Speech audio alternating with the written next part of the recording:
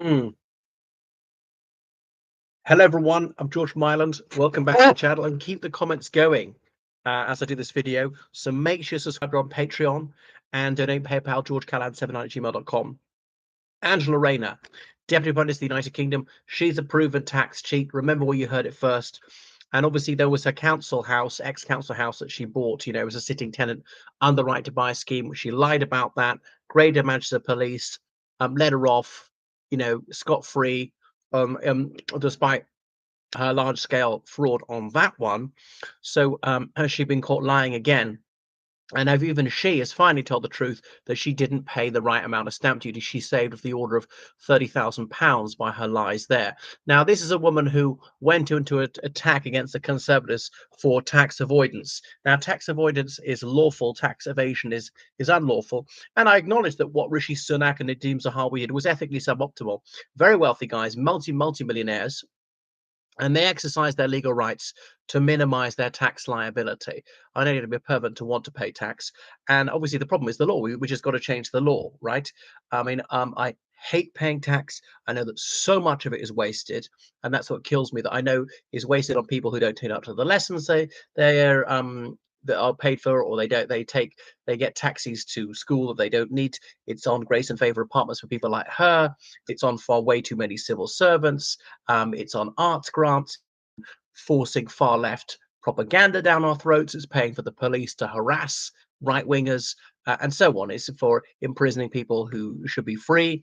And some of it is used for good stuff, like saving people's lives. Okay, so Angela Rayner, as she got on her hobby horse about Conservatives exercising their legal rights, it behoves her to live by her own avowed standards. But so she's grossly hypocritical, and I know she's not as rich as them. I suppose there is a difference. The Conservatives were not harping on we need to raise tax and if you're rich you're evil kind of thing. Um, she modelled herself on John Prescott, was the Deputy Prime Minister of under Tony Blair, and of course she really is worthy of the late and unlamented John Prescott, and being thick, and being a liar, being uneducated, just using her office to abuse it for privileges and not serving the public, on enormously failing to deliver on her policies. She says you're going to build 1.5 million houses a year, sorry, by the end of this parliament, and concrete is at record low. Concrete production, cement production, which are obviously vital, are literally the building blocks of housing. So how's she going to do that? But obviously she can't add, she cannot formulate a rational argument, she can't think, she lacks the cognitive faculties, she can't read at an adult level and so on. And, she just doesn't know her brief. Anyway, so now Starmer has found her a pain in the neck. Starmer's long wanted to get rid of her. He tried to get rid of her because she's elected separately as deputy leader of the Labour Party. Can't get rid of her as deputy leader, and that's the inane system they have. They're going to have a leader and deputy leader who hate each other's guts and can't work together. Apparently, the relationship's got a bit better, but I can hear her sharpening the knife, preparing it for Starmer's back. Starmer says he'll lead Labour until the next election. No, he won't. He's got the worst approval ratings ever. They're almost as bad as Liz Truss. It's worse for a Labour Prime Minister. So he's definitely going to go the next election, 2028, possibly 2029. Plus, he'll be beyond retirement age. Who's he going to hand over? That's another video. Obviously, Rayner wants that. So she's been leaking to the press her alternative tax plan, a nod to the left. She's appealing to the left of her own party and saying, well, come on, I'm working class and he's not. So, and plus, we need a woman to be prime minister and young, but not too young to PM. They like her back. Nice. The fact that she never achieved anything appeals to leftists. Starmer, evil bastard though he is, I have some unwilling respect for him, as he accomplished so much as a barrister, being director of the Crown Prosecution Service and so on, long before he went into public life. Bridget Phillipson, the Education Secretary, saying, "Oh, Angela Rayner needs privacy on this." Well, go into private life. You're in public life. You've made tax issues, so let's talk about it. You want to talk about people's personal tax affairs? Okay. So people who live in glass houses shouldn't throw stones, Angie. So going on, it's all to do with having a grace and favor apartment, as it paid for by the taxpayer. So much for like maximizing the use of housing. 3 houses for 1 people. I mean, how many bedrooms is that? And all right, she's got her 2 children in that one constituency, and her ex-husband there sometimes looking after them. Then Brighton and the one in Hove is going to be largely empty, and then her and Admiralty Arch. So not very good in the environment. How many illegal immigrants could you house in that, Angela? So she's just about living high on the hog. So yeah, she finalized a divorce in 2023. She's in a relationship with this ex-Labour MP, Sam Tarry, who was big in hate, not hope. Oh, sorry, hope, not hate. This is the far left propaganda organization, which is there campaigning for open borders to flood the United Kingdom with millions of illegal immigrants, to wreck the benefit system, and so forth. But come back to her. Okay, so she supposedly got this tax advice. Published the advice. Which tax advisor said that this was the right thing to do?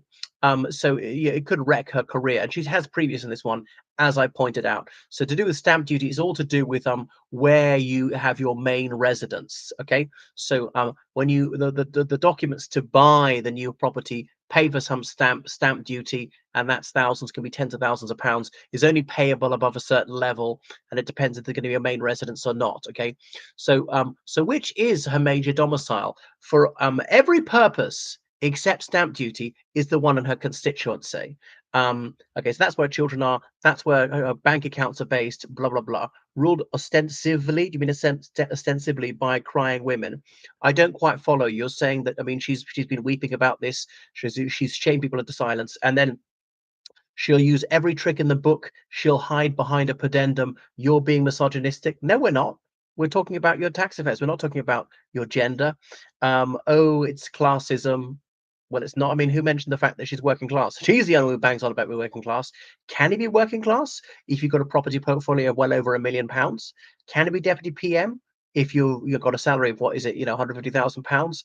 And goodness. So she's been middle class, probably upper middle class, for at least 10 years since she's been an MP. So she's completely over promoted. So this is going to get very messy. So where is her major domicile? She should have paid £70,000 stamp duty. She only paid 40,000. She so Ashton under Lyne, her constituency, near Manchester, where her two children are there. There's a trust for them, so she claims she didn't have any whatever legal interest in that, or is it equitable interest? I don't even understand these things, but no, she did, because even the eldest one was a minor, so it has to be for her. Okay, so that she doesn't pay rent on her Admiralty house, or as an Admiralty Arch place in Westminster, and she doesn't have to pay council tax. We have to pay it for her. But the whole thing about is Hove, and why Hove? They say she realizes that her constituents under threat from Reform UK, so she wants to do a chicken run to a safer Labour seat. I initially thought that she was just wanted weekending on the south coast, but no, she wants to be selected as a Labour candidate for an ultra safe Labour seat there, because she's worried her own constituency will fall to Reform UK, and you can't be Prime Minister without a seat. That's how bad it is for Labour. So that's why she's linking herself to Hove, saying, oh, I was always really pro-gay, I can go to these pride events. Obviously there's Brighton and Hove, Brighton being the unofficial gay capital of the United Kingdom. So that she has lied to us about this. Okay, and then when did the Prime Minister know all this? We haven't been told about this. She won't publish the advice. So it's all not looking good for her. So supposing it's an honest mistake, well, I mean, her duty is to get it right. Okay. Especially when she really went into attack against the Conservatives on this one. And some of her attacks, I think, were valid. Now, if as a Conservative MP had done the same, obviously Labour would be savaging him or her. Okay, and then she exploits her son's disability, saying, oh, because he's got this disability, we set up a trust. All right, fine, but pay the correct amount of stamp duty. So it's a blatant breach of the ministerial code. So Laurie Magnus, he's this independent advisor on ministerial advice. He will say whether this was whatever, it was a breach of the ministerial code or not. But as an establishment Tony, he'll probably let her off. Even if it said she did wrong, she must resign. Someone's not legally obliged to follow it, but I reckon he would. Now, is he itching to get rid of her? I mean, he might be, but the thing is, that would actually weaken him. That would cause a really big splash, and she's got a lot of people on the Labour backbenchers who are on her side. Evil Starmer, he's too moderate, almost a Tory. He's a barrister. Oh, that's bad. He's an Oxonian. He must be posh. Oh, she's working class, therefore she's a victim. She's a woman, so it's all sexism. If she's caught breaking the rules, that's sexism. Never her behaviour is a fault. Okay, so stamp duty, land tax. So if you purchase property in Northern Ireland or England, you have to pay this. If it's a freehold property, if you buy a new or existing leasehold one, even if a shared ownership you have to buy, taking out a mortgage or buying a share in a house, you have to buy in it, right? Now, this it varies according to if it's used to live in or not, if you own other properties as well, and how much the property is worth and stuff like that. So it's things have changed a lot. Will she be got rid of? You see, although people saying that her it's unsustainable, she just can't stay there. I think she will. I think Stan will be very reluctant to get rid of her. It caused big ructions there. She could be a very powerful woman from the backbenches. However unethical she's been, a lot of Labour tribalists will take her side. So Labour doesn't need more heat. It's kind of Labour, they're down to the down. They keep her there. It seems unethical. It seems hypocritical. It's grist to the mill for Reform UK as well as the Conservatives and so on. It's a reminder of Labour's arrogance, of their sleaze, and so on. Sleaze discovered in living memory. Quite right, Neil. So bad news. Do you think she's going to be there, or do you think she's going to be got rid of? I mean, the report will be in like a fortnight. And also, it's awkward to be coming up to the Labour conference, in late September. So the time would be pretty bad for them. It'll be a very awkward conference, quite apart from both of the things. Almost a welcome distraction, considering how badly she's failing to deliver affordable housing. She claimed a court order published prevented her from publishing these details. Really? Which court order? What did the court order say? Why would it possibly say that she couldn't have these details of her personal life and things like that? Goodness, how disgraceful and utterly despicable. All right, thank you so much, everybody. Make sure you donate on PayPal. Goodbye.